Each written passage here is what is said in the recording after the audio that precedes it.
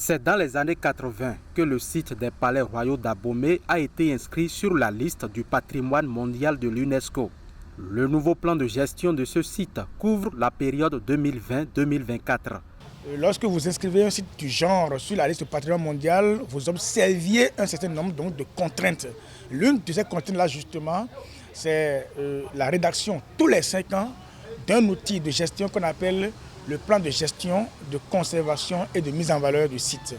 Alors donc, le dernier plan a expiré depuis 2011. Nous avons traversé un petit vide. Mais enfin, grâce aux efforts conjugués du gouvernement du président Talon et grâce au dynamisme insufflé par le ministre de la Culture, Jean-Michel Abimbola, un nouveau plan vient donc d'être rédigé. C'est donc pour la validation du nouveau plan de gestion du site des Palais Royaux d'Abomey que se tient cet atelier. Il regroupe des acteurs du secteur touristique et des élus communaux d'Abomey. Le site des Palais Royaux d'Abomey est un joyau, un cadeau offert par les rois successifs d'Abomey, une mine d'or donc, vitrine du patrimoine culturel national. Si des efforts ont été faits en vue de son inscription sur la liste du patrimoine mondial, force est de constater que ces dernières années, sa gestion a été approximative.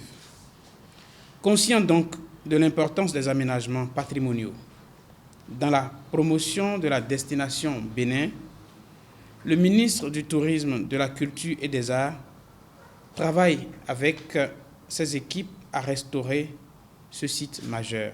Nous attendons beaucoup de cette reprise et c'est pour cela qu'au nom du maire, je souhaiterais que les travaux se soient déroulés dans de très bonnes conditions avec toute la responsabilité que cela requiert pour que ce que nous apprenons du site n'arrive pas.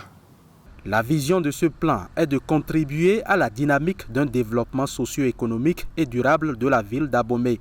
Cette vision est déclinée en 5 objectifs, se traduisant par la réalisation d'une centaine d'activités. Le plan que nous allons valider aujourd'hui va commencer par l'arrangement d'abord des bâtiments. Vous savez que les bâtiments sont anciens, donc ils ont souffert de l'âge du temps et il faut les réhabiliter.